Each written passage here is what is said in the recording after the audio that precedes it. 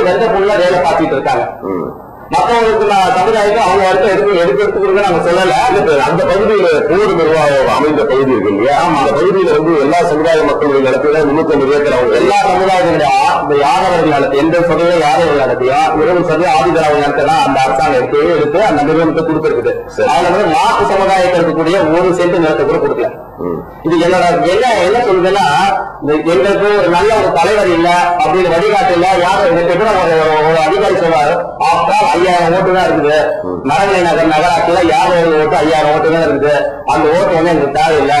எங்களுக்கு ஆட்டோ நகருக்கு 1 லட்சம் ஓட்டு இருக்குது. அந்த மக்களுக்காக தான் இருக்கும். ஒரு சமுதாயத்தை அப்படியே அந்த பிரச்சனை வர பாத்தீங்கன்னா, தமிழ்நாட்டுல யாரும் 35 லட்சம் பேர் இருக்காங்க. இல்ல 5800 மக்கள் வாழக்கூடிய யாரும் சமுதாயத்தை மக்கள் வாழக்கூடிய ஓட்டுக்கு இப்ப நான் வந்து பிரசாரம் செய்யல.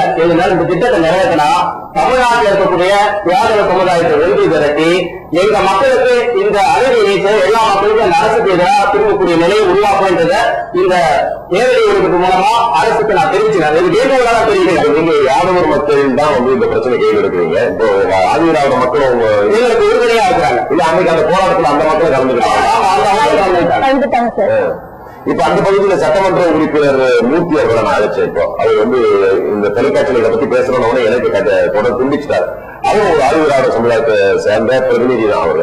அவருக்கு உங்களுக்கு ஒத்துழைப்பு கொடுக்குறாரா? ஒத்துழைப்பு கொடுக்கலையா? அந்த ஆரம்பத்தை அவர் கொடுக்கலன்னு சொன்னாரு. இல்லைங்க, இது இன்னும் தெரியும். அந்த விசா கூட்டத்துக்கு ஆலோசனை கூட்டத்துக்கு வராரு. அதுக்கப்புறம் வரல. நாங்க வந்து வயிற்று நோய்கள் எல்லாரையும் போய் பார்ப்போம் சார். அவர் ஏன் மந்திரி போய் பாக்குறேங்கன்றாரு. நாங்க வந்து எங்களுக்கு வந்து டாக்டர் நல்ல உடம்பு வலின்னா எந்த டாக்டர் நல்ல மெடிசன் இருக்கோ அந்த டாக்டர் போவோம். அதனால நாங்க மந்திரத்தை பார்த்தோம். அப்புறம் முதலமைச்சர் துணை முதல்வரையும் பார்த்து எங்க பெண்கள் மகளிர் பார்த்தாங்க. அவர் பெட்டிஷன் வாங்கிட்டு போராட்டம் நடத்திட்டு எதுக்கு இங்க வரீங்க? ஒரு நம்பிக்கையால தமிழ்நாட்டுல இந்த தலைவருடைய ஆட்சியில நல்ல ஒரு ஆட்சியை சொல்றேன். இப்போ சாதாரணமா ஒரு கட்சியில வந்து சரியா சீட்டு கொடுக்கல, பதவி கொடுக்கல, வட்டச் செயலாளர் பதவி கொடுக்கல, வட்டச் செயலாளர் மாத்தினாங்கன்னு சொன்னாலே போய் இப்ப அரசியல் கட்சி தலைவர்களை எல்லாம் முற்றுகையிடுறாங்க. ஆனா இது உங்களுடைய வாழ்வாதார பிரச்சனைன்னு சொல்றீங்க. நீங்க எல்லாம் 1-2 மாவட்ட ஆட்சித்தலைவர் முன்னாடி முற்றுகையிடுறதும், முதலமைச்சருடைய அலுவலக வீட்டுல போய் நியாயம் கேட்டு போராடுறதும் அப்படின்றது போராட்ட கட்டத்தினுடைய அடுத்த அது மாதிரி எல்லாம் முயற்சி பண்ற மாதிரி என்ன இருக்கு அவங்களுக்கு? போராட்ட பிறகுதான் நாடோடி வாழ்க்கைக்கு தயார்படுத்திக் கொண்டு இருக்கிறோம். அதுதான் நாடோடி வாழ்க்கைக்கு நாங்க தயாராகிட்டோம்னு சொன்னாலே சரி அப்படியே போயிடும் சொல்லுவாங்களே தவிர, வாங்க முதல்ல நீங்க 1974 இருந்த ராஜா ஆட்சிக்கு நாங்க கொண்டு வர போறதுன்னு அவங்க சொல்ல போறது கிடையாது. அதனால நீங்க நாடோடிகளா நீங்க ஆண்ட பரம்பரைன்னு சொல்றீங்க. அப்பயே நாங்க நாடோடி ஆக போறீங்க அறிவிக்கிறீங்க. அதை கேட்கிறேன். இருந்ததும் அரசாங்க சட்டத்தால் இறந்துட்டதுனால கொடுத்ததாக இறந்ததுனால இல்ல நீங்க சொன்னது பாத்தீங்கன்னா அரசு இருந்ததை அரசாங்கம் சட்டத்தால் எடுத்துக்கொண்டதா பறித்துக் கொண்டதா?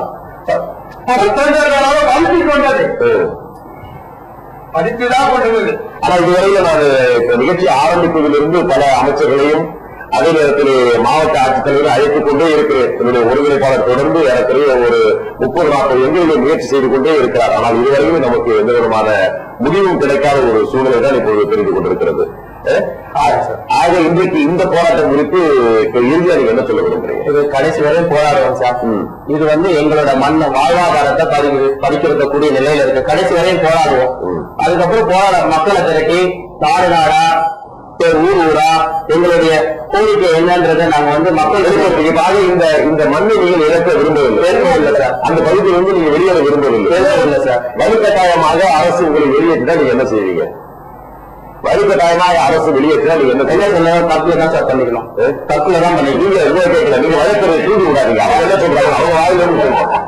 வலுக்கட்டாயமாக அரசு உங்களை வெளியேற்றினா முன்னே எதுவும் சொல்ல விரும்பல சார். அப்ப செய்வோம் சார். அரசு எப்ப செய்யறதோ அந்த வேலையை செய்ய